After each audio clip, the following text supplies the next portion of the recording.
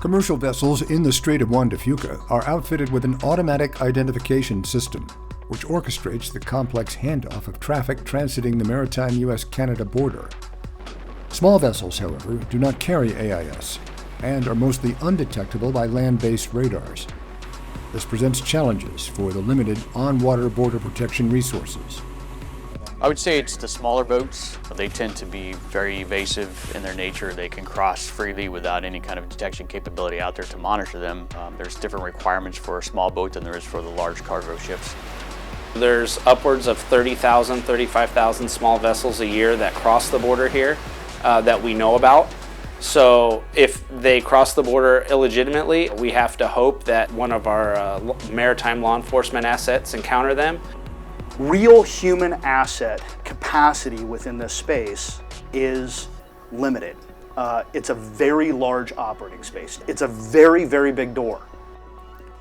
A pilot program has added enhanced radar capabilities, in this case STYRIS, to existing infrastructure to see and track these small vessels. Basically lighting up those areas that were previously dark. I think it's a resounding success. This gap where the pilot project is operating has been difficult to manage for years for us. That we actually have the visibility is key to our operations in one of the higher risk areas in the Juan to Fuca area. Anywhere that there is a border, there is a motivation for actors to move things from one side of the border to the other. It could be drugs, it could be firearms, it could be people, it could be money. We call it not trying to find a needle in a haystack because a haystack looks different than a needle. We call it trying to find a needle in a needle stack. Since 2014, joint U.S.-Canadian surge events employing the enhanced radar system have seen clearly into areas that were not visible not that long ago.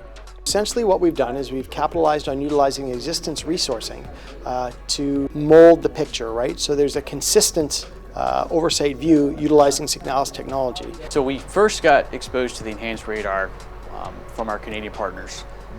They were, telling us about vessel tracks that they could pick up that were showing entries into the United States. And so we wanted to turn that capability on for the United States. So those surge operations that we do every year for the past several years have helped to build a knowledge of what it is that's going on, but we didn't have the whole picture. So now that we have the enhanced radar capability, we're seeing a much bigger picture. We, the Coast Guard, Customs and Border Protection, and the Royal Canadian Mounted Police all operate off this shared system. All three of our agencies have experience and have something to be gained from using this system. The enhanced radar has provided a shared common operating picture, increased situational awareness, and is an asset multiplier.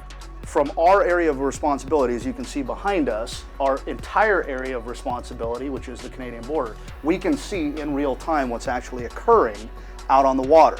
That allows the human aspect, as it interfaces with the technology aspect, to make those decisions and determinations on how to best utilize our assets to go after those target sets that we prioritize.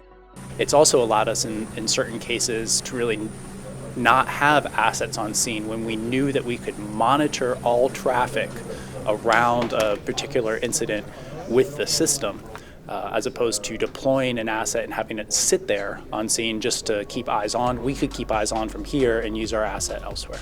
The coastal land border is monitored by the Border Patrol. There are specialized teams now that is what they do. But again, they're not 24/7 and they're not everywhere. So the force multiplier would be something like STYRIS. If it was here, if it was operating and it was being manned 24/7, would help those guys greatly. We are always up against a clock. The speed of the activity based on the time to respond. And so any advancement in our notification, any advancement in that clock on when we find out the activity is occurring that allows us more time to plan that response is an enhancement to our capability.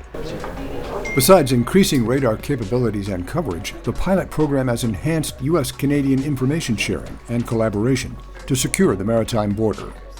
Hopefully, this system will continue to expand not only on the Canadian side, but the United States side, so that we can have a shared picture of our marine environment where a lot of the maritime gaps exist. Researchers from the University of Washington are working to make certain this cross-border technology can be successfully integrated into the community of users. We've been collecting data from the Canadian side and from the American side, and looking at, how best can they use Signalis.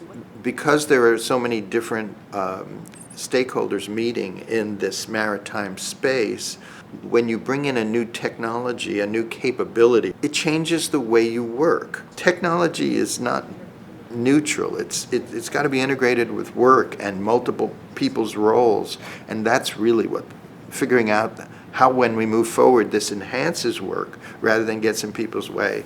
That's really important. I believe a system that is integrated with both the Canadian radar sites and the U.S. radar sites would be hugely beneficial for not only determining the legitimate crossing of small vessel traffic, but the safety and security of all vessels in the area. What this system does is it provides us as a tool a situational awareness capacity we simply have not had historically. The last big step forward will be integration of this system into at least the standard Coast Guard laydown, hopefully into a system where Customs and Border Protection can use that as well, and then being able to share that encrypted picture even with Canada, I think would be a massive benefit, so we could truly get onto a single common operating picture.